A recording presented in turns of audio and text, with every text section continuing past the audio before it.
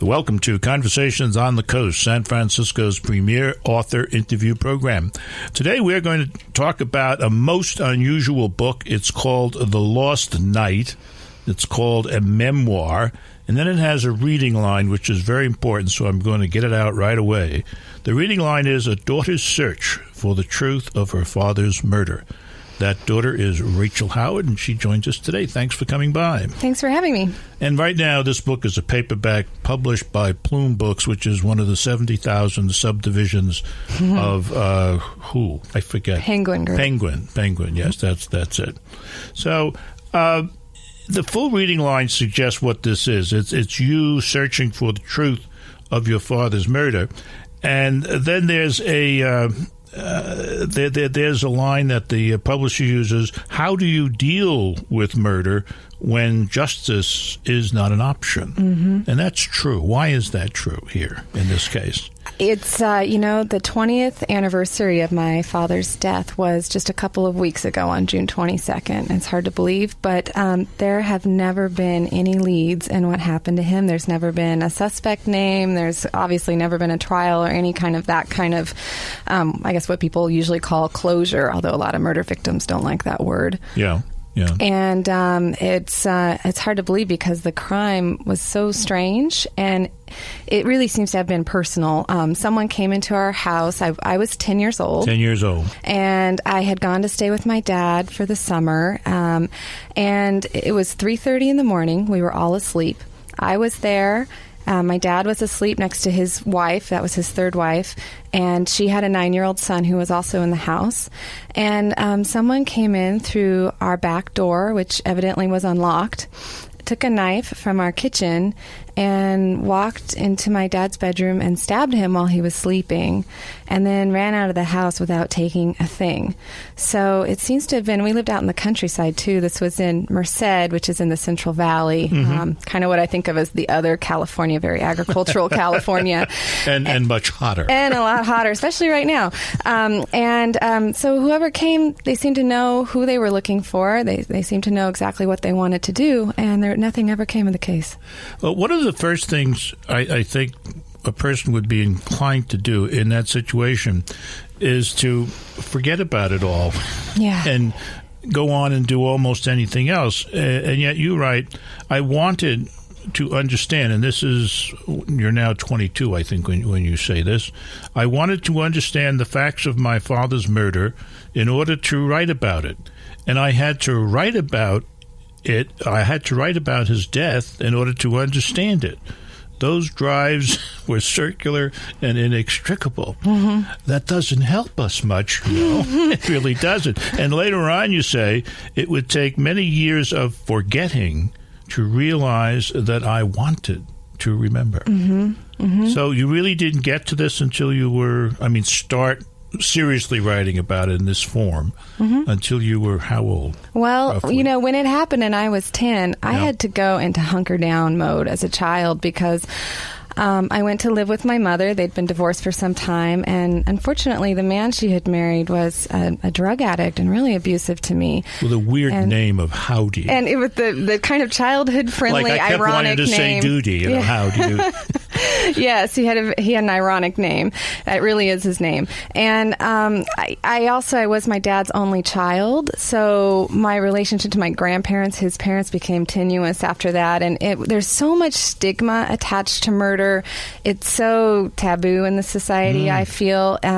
You feel like such an outcast when it happens that nobody wanted to talk about it. Yeah, that reminds me of parts of the book where you mentioned how it felt going from one school to another, which you did a lot, and somebody would say, "Oh, she's the one that doesn't have a father." Well, a lot of kids don't have a father. Well, not like her.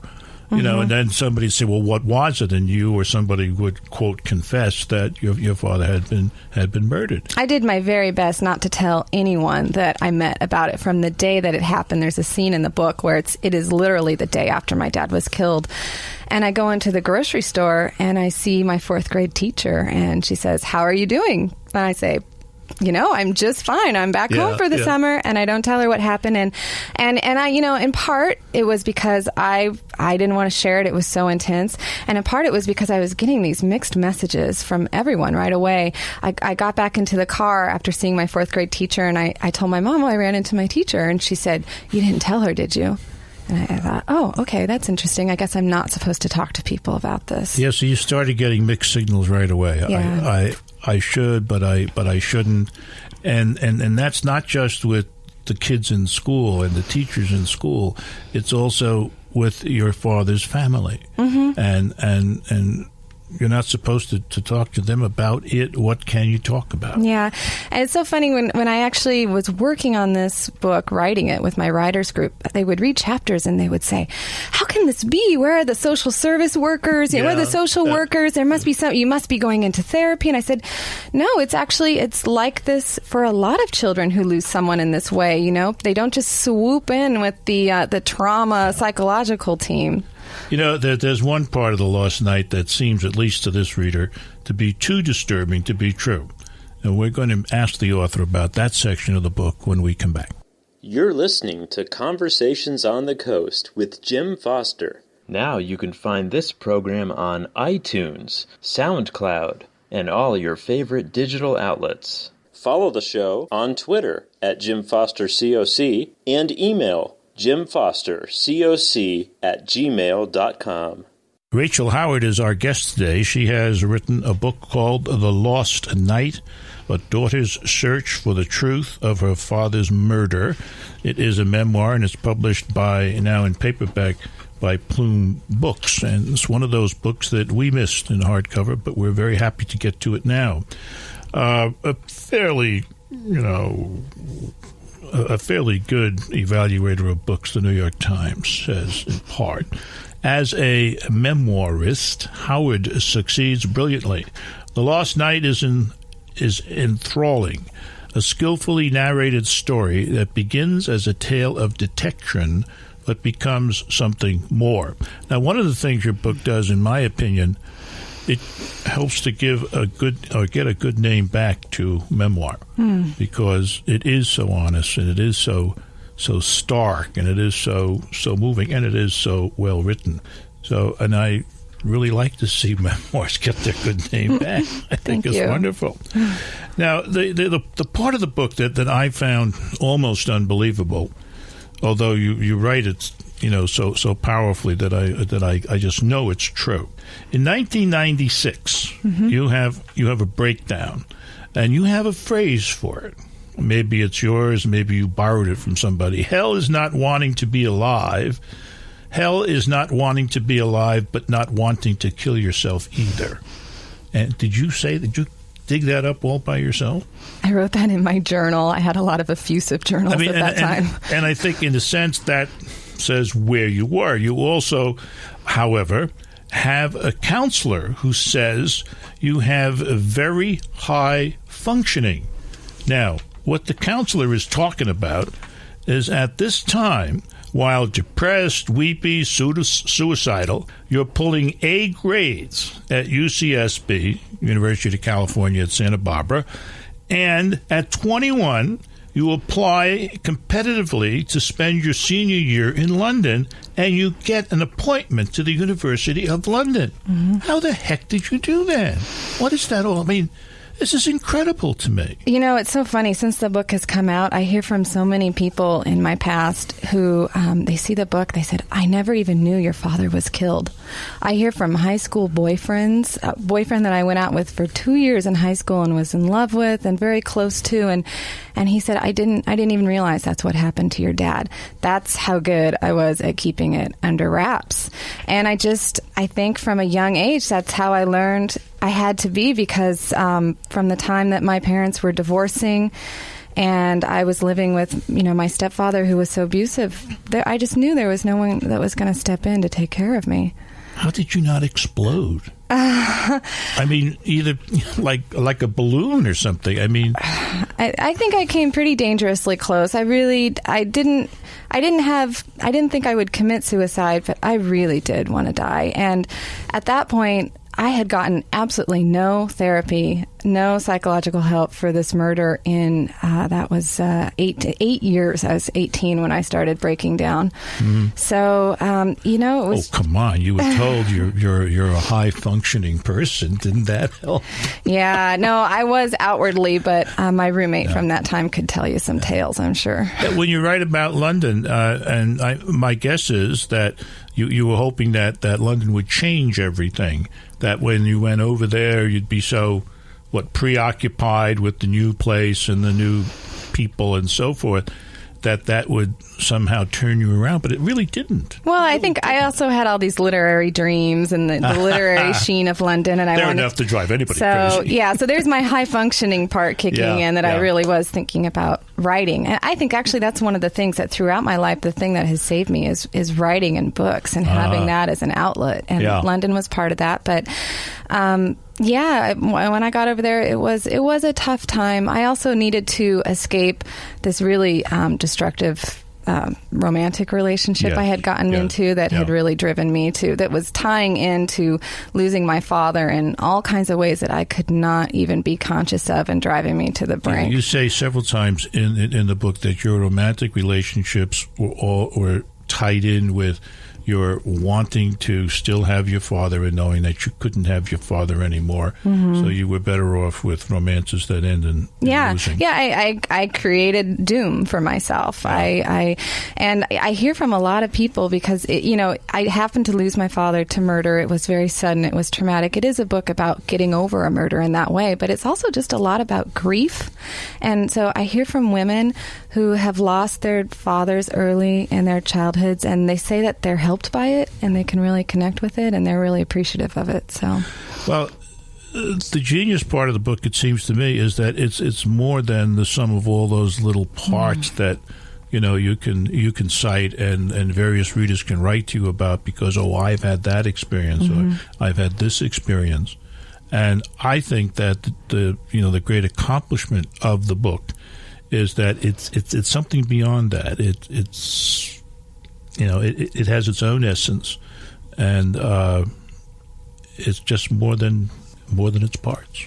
Thanks. Right up front, you admitted The Lost Night admits it's not going to solve the crime. So, what's been accomplished then? Stay tuned, and you'll find out. You're listening to Conversations on the Coast with Jim Foster. Now you can find this program on iTunes, SoundCloud, and all your favorite digital outlets. Follow the show on Twitter at JimFosterCoc and email JimFosterCoc@gmail.com. This is Jim Foster talking today about a wonderful book called The Lost Night, a memoir, a daughter's search for the truth of her father's murder. The author with us is Rachel Howard. And the Washington Post brings up something in its review of the book. Heartfelt, they write, illuminates a bond between father and daughter that neither death nor time can undo. And I want to get that in because that's one of the very positive strands in this book, that your father's not the greatest guy in the world, and you're kind of bumbling in your life, and yet the love is so apparent and it's so strong that over all those negative things, if you will, comes this positive force of the love between the two of you. It's a great part of the book. It really is a great part of the book. Now, before we get to the book's accomplishments, though, I must, in the interest of accuracy and knowledge for our audience, ask about skip bow, which is played with great frequency throughout the book.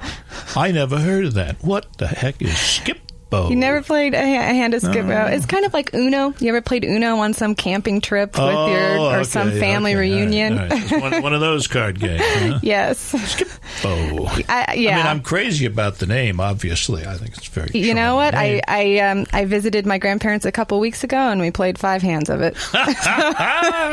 That's it. Skip bow together, and your family will stay together. It's definitely part of our bond. Okay.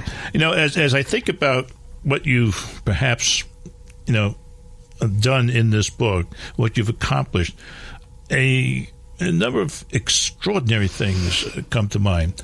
One, that you came back from that period of breakdown so strong and so well, and you wrote an extraordinary book, that you were able to reconcile with your dad's family. That was not easy. No.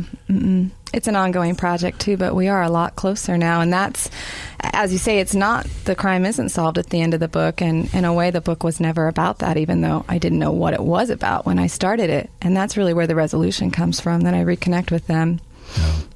And you had to break the wall of silence with your dad's family. I don't mean just in, hi, the weather's fine and it's Christmas, but the wall of silence about what had happened to your father. And it's amazing. Another accomplishment, I think, is facing up to some very difficult facts and some difficult people. For example, facing up to the inconclusive nature of the police investigation. And I think I'm being gentle when I put it that way. That must have been terribly frustrating to have to do that. It was, and at the end of the day, it wasn't, because what happened was, when I started out, I had been trying not to think about the murder for so long. I had so avoided knowing anything about it that I actually felt that they had the answer for me and that I was just too afraid. And so I was living in fear that there was something out there that I could know that I didn't think I could handle. And when I went to see them and they didn't have the answer, and it became apparent that they were just as befuddled as I am, and they led me in so many different directions that I no longer knew up from down.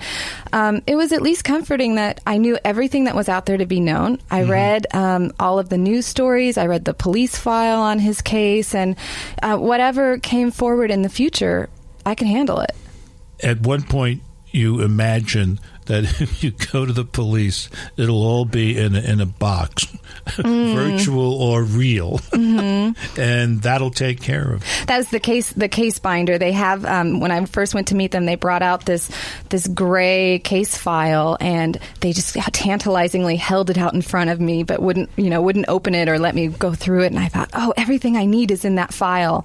But I've since pieced together that is not the case. There's one person in this story that it took you a lot of years to face down, and that's Sherry. And Sherry is the wife of your father when he's murdered. And you didn't want to go near her with a 10-foot pole. No. And yet you finally did. I had nightmares about her when I was a child after the murder happened. We did not have a good relationship when she was married to my father, and you want to talk about grappling with some tough ethics, because I needed to portray honestly how I had felt about her as a kid, but I also wanted to be really fair to her with any suspicions that I might have, and at the end of the day, I let the suspicions go. Then you finally went and talked to her. And I saw her again after 17 years with no contact with anyone in my family. And she had the most extraordinary explanation for what went on. I want to end by reading something from the end of the book. You write, "But then what had I set out to do, and how would I know when I had done it? I had set out to make sense of things, to move on, and I had to a degree. I had come to understand my dad better and had rendered what I knew of his story as faithfully as possible. I had faced the reality of his gruesome death, but unexpectedly, and most importantly, I had reconnected with my dad's family, most of whom, to my astonishment, were now planning to travel 200 miles to attend my wedding." This is a book with a lot of pain and a lot of suffering and a lot of frustration, but it ends well. It's called The Lost Night, a daughter's search for the truth of her father's murder. The author is Rachel Howard. This has been Conversations on the Coast, and I'm Jim Foster. Now you can find this program on iTunes, SoundCloud, and all your favorite digital outlets. Follow the show on Twitter at Jim Foster COC and email jimfostercoc@gmail.com.